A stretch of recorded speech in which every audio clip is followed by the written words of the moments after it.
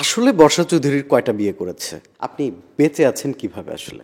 রুমি পৃথিবী থেকে চলে যাওয়ার সাথে সাথে ওই মনে হয় আমিও দাফন হয়ে গেছি। দাফন হলে আবার আরো বিয়ে করলেন কেন? এই যে গলাটার যে ঘটনা ছিল, খুব ছোট্ট করে একটু যদি বলতেন। আচ্ছা, মানুষ তাকে নিয়ে ট্রোল করছে, জারার পাপা বল। কি মনে করেন যে জাতির কাছে আপনার ভুল স্বীকার করা বা ক্ষমা চাওয়া উচিত কিনা? দর্শক, আমাদের মধ্যে বেঁচে আছেন বর্ষা চৌধুরী। আপনি বেঁচে আছেন কিভাবে আসলে? হায়াতটা আসলে স্রষ্টার হাতে। সৃষ্টিকর্তাই আমাদের পৃথিবীতে আসার এবং যাওয়ার দিন নির্ধারণ করে থাকে। না হয় এত বড় একটা অ্যাটেম্প নিয়েও বেঁচে গেলাম, বা আলহামদুলিল্লাহ, আল্লাহর কাছে শুক্রিয়া, আল্লাহ আমাকে সেই সুযোগটা করে দিল। আপনার যে চেষ্টাটা ছিল সেটা নিয়ে যে নেতিবাচক প্রভাব পড়েছে আমাদের সোশ্যাল মিডিয়া জুড়ে, এবং এর পেছনে যে মূল উদ্দেশ্যটা, যে আপনার যে ভাইরাল হওয়ার যে উদ্দেশ্য, সেটাকেও নিয়েও কিন্তু অনেকে প্রশ্ন তুলছে। আপনি আসলে বিষয়টি কিভাবে দেখছেন? যে বিষয়টাকে ঘিরে আসলে আমার এই ভুল সিদ্ধান্তে যাওয়া, আমি না অকপটে আমার ভুল স্বীকার করতে জানি, এটা সব সময়। সিদ্ধান্তটা ডেফিনেটলি ভুল, সেটা এখন রিয়েলাইজ করতে পারছি। কারণ তখন না আমি পুরো পাগল থাকে না, পাগল টাইপের হয়ে গেছিলাম। যে যাতে পাগল হলেও তালে তো ঠিক ছিলেন, মরে তো যাননি।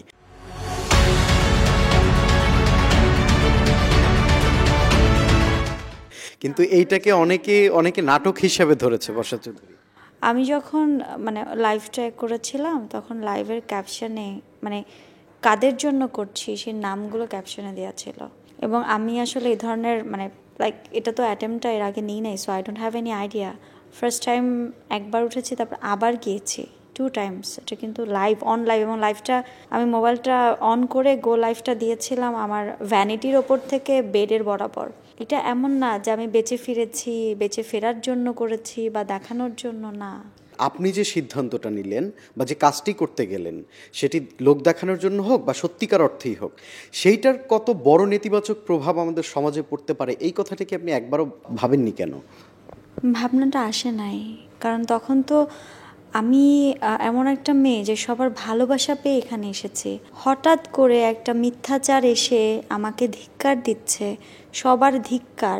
তারই সাথে আম্মু ফোন করে কান্নাকাটি, আমার রিলেটিভরা ফোন করে কান্নাকাটি, এই কি শুনতেছি, এত বড় একটা মিথ্যাচার। তার উপরে সমস্ত কিছু আমার উপরে আমি মেনে নিতাম, সেটা কনভার্ট করে ফেলছে আমার 9 বছরের মেয়েটার ওপরে, যারা তখন আর নিতে পারি নাই। আপনি একজন সোশ্যাল মিডিয়া ইনফ্লুয়েন্সার হিসেবে আপনার তো একটা মহল আছে, তারা যে কোনোভাবেই আপনাকে দেখেন বা আপনাকে ফলো করেন, বা নাচ দেখতে চাইলেও সোশ্যাল মিডিয়ার সামনে চলে আসেন।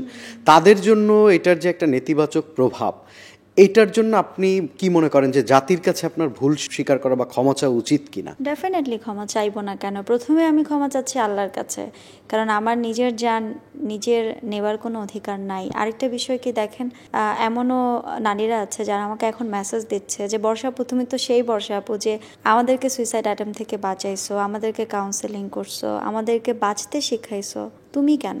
সো মানসিক কন্ডিশনটা আসলে আমার বাঁচার ইচ্ছেটাই ছিল না। আমি আল্লাহর কাছে ক্ষমা চাচ্ছি, এবং দেশবাসী যারা আছে, পুরো সোসাইটি, সমাজ, প্রত্যেকের কাছে আমি আবারও ক্ষমা চাচ্ছি। যদিও আমি ইতোমধ্যে চেয়েছি, আমি আবারও সবার কাছে ক্ষমা চাচ্ছি, আমাকে ক্ষমা করে দিবেন। এবং এই ধরনের ভুল সিদ্ধান্তে কখনোই যাওয়া যাবে না। মানুষ ভুলের ঊর্ধ্বে না, মানুষ ভুল করে এবং ভুল থেকেই শিক্ষা নেয়। আপনার কি মনে হয়, আপনার যে জীবন আচরণ বা কাজকর্ম, সেই থেকে বর্ষা চৌধুরী আসলে কি শিক্ষা নিয়েছে? বর্ষা চৌধুরীর শিক্ষাটা হচ্ছে, বিশ্বাস করা যাবে না কাউকে। Don't trust anyone. বিকজ ওই যে আমরা প্রবাদ বাক্য বা আমরা পাঠ্য বই অথবা সমাজে শুনে এসেছি যে খুব কাছের মানুষই আসলে সবচেয়ে বড় শত্রু হয় বা মেরে ফেলে বা কারণ হয় মৃত্যুর। আসলে এটা সত্য। যেই ছেলেটা আমার ঘরে আসলো বন্ধু হয়ে, আমার আমার হেল্পিং হ্যান্ডের মতো করে আমার ব্যাগ ক্যারি করলো, আমি খাবার দাবার দিলাম, সমস্ত খরচ আদি দিলাম, এতগুলো মাস জুড়ে সে থেকে থেকে সমস্ত এভিডেন্স, আমার পুরো লাইফের কি আছে না আছে, সত্যকে মিথ্যা, মিথ্যাকে সত্য, যেভাবে যা পেরেছে সেগুলো পুঁজি করে নিয়ে সে একটা বিশাল কাণ্ড করিয়ে ফেললো। সেই মানুষগুলোর সাথেই তো আপনি মিশতেন। আসলে এই মানুষগুলোর সাথে আপনি মেশার আগে কি কখনো মনে হতো যে এই মানুষগুলো এত বেশি ক্ষতিকর বা এত বেশি কাছের মানুষ না? মানুষগুলো না, মানুষটা, ওই হলুদ সাংবাদিক আসলে এমন সময় এসেছে যখন আমি পুরো ব্রোকেন। যেই মানুষটাকে আজকে আপনি একটা ছেলে বলছেন, খারাপ বলছেন, সে তো একসময় আপনার কাছের মানুষ ছিল। আসলে খারাপ হয়ে যাওয়ার যে বাক বদলটা, সেইটার মূল উদ্দেশ্য কি আপনাকে বিয়ে করেছে এই জায়গাটাই? ও প্রায় প্রায় আমাকে আমার ভাই দিয়ে তাইবকে নিয়ে নিউজ করেছে, এবং ওই নিউজ ডিলিট করানোর জন্য ওকে আমার টাকা দিতে হয়েছে। টাকা না দিলে ও ডিলিট করতো না। ইভেন আমার বাচসাস পরিবার, আমার বন্ধু মহল, সেখানে আমি একটি উপহার দিয়েছিলাম পিকনিকে, সেই উপহারটি নিয়েও সে একটি পোস্ট করেছিল, যেটার জন্য আমি প্রশ্নবিদ্ধ হয়েছিলাম, তাইব ভাই প্রশ্নবিদ্ধ হয়েছিল, যেটি আমরা বলিনি তাকে দিতে। সেই পোস্টগুলো দেখা যেত রাত হলে করতো, সকাল হলে টাকা দিলে ডিলিট করে ফেলতো। লাস্ট যেই ঘটনাটা ছিল সেটা হচ্ছে যে আমি ওর থেকে একটু ডিস্টেন্স মেনটেন করছিলাম, বিকজ আমি না বুঝতে পারতেছিলাম যে ও আসলে আমাকে খুব বাজেভাবে ব্যবহার করছে। আপনার মেয়ে যারা, সেই যারার বাবা মারা যাওয়ার পরে তাকে নিয়ে কিন্তু সোশ্যাল মিডিয়াতে আপনি একটি ইমোশনের জায়গায় চলে গিয়েছিলেন। আসলে সেই মানুষটা এখন ট্রলের জায়গায় চলে এসেছে, মানুষ তাকে নিয়ে ট্রল করছে যারার পাপা বলে। কিন্তু আসলে এরপরে আপনার রাসেল মিয়ার সাথে বিয়ে হয়েছে, যেটা আমরা অফিসিয়ালি জানি। আপনার ডিভোর্স হয়নি, এবং এরপরে অনেকগুলো বিয়ে আপনার সামনে চলে আসলো। আসলে বর্ষা চৌধুরীর কয়টা বিয়ে করেছে? আমার জীবনে 3টি বিয়ে, এবং এখন পর্যন্ত রাসেল মিয়াকে আমি ডিভোর্স দিইনি। এবং রুমি তো পৃথিবী থেকে চলে গেছে জায়ানকে, আমার ছোট সন্তানকে 38 ডেজের রেখে, সেখানে তো আমার কোনো হাত নাই। আজকে হয়তো রুমি পৃথিবীতে থাকলে আমার এই দিনটিও দেখতে হতো না।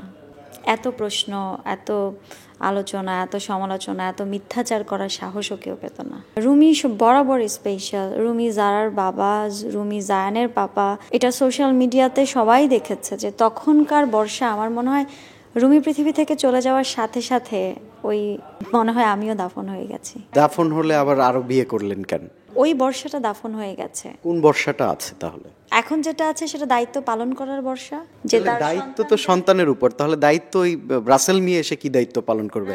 আপনি তো আর রাসেল মিয়ার দায়িত্ব নিলেন যদি, যেভাবে আপনি। না না, রাসেল মিয়া কমিটেড ছিল যে রাসেল মিয়া ক্লেম করেছিল সে নিজে এতিম, সে এতিম হয়ে এতিম দুটো বাচ্চার দায়িত্ব নেবে। ইভেন বিয়ের আগ মুহূর্তেও আমি আমার মেয়েকে যখন প্রশ্ন করি যে মা, মানে তুমি কি বলো, আমার মেয়ে বলেছে মা আমি তো পাপার আদর পেয়েছি, ভাইয়া তো পাপাকে দেখতেই পেল না, যদি পাপার আদরটা পায় আমার কোনো অবজেকশন নাই।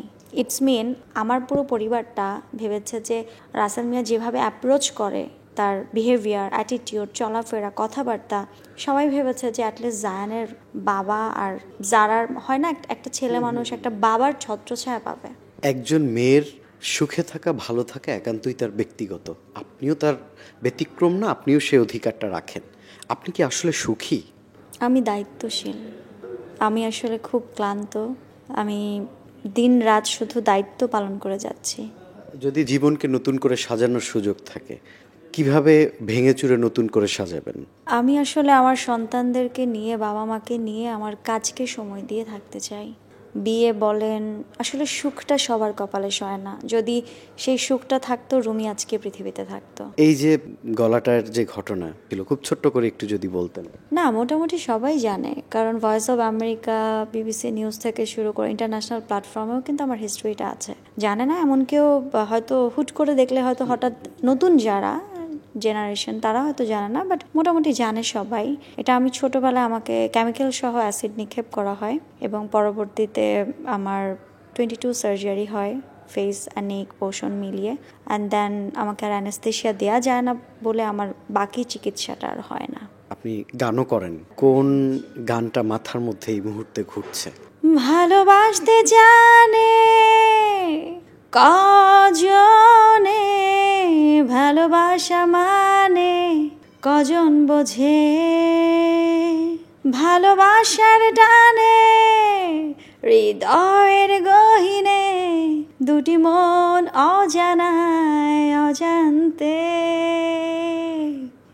ভালোবাসা মানে ওই নীল আকাশ, স্রোতের গভীরে কিছু উষ্ণতা, ভালোবাসতে জানে কজনে, ভালোবাসা মানে কজন বোঝে, ভালোবাসার টানে হৃদয়ের গহীনে দুটি মন অজানায় অজান্তে। দর্শক, আলোচনায় ছিলেন বর্ষা চৌধুরী। আমরা তাকে জনগণের যেসব প্রশ্ন ছিল সব প্রশ্নই করেছি, এবং বিশেষ করে আপনি যে জাতির কাছে একটা ভুল করেছেন, ক্ষমা চাইছেন। আশা করি জাতি সেভাবে দেখবে এবং জীবনকে নতুনভাবে সাজাবেন, সেই প্রত্যাশায় আজকের মতো শেষ করছি।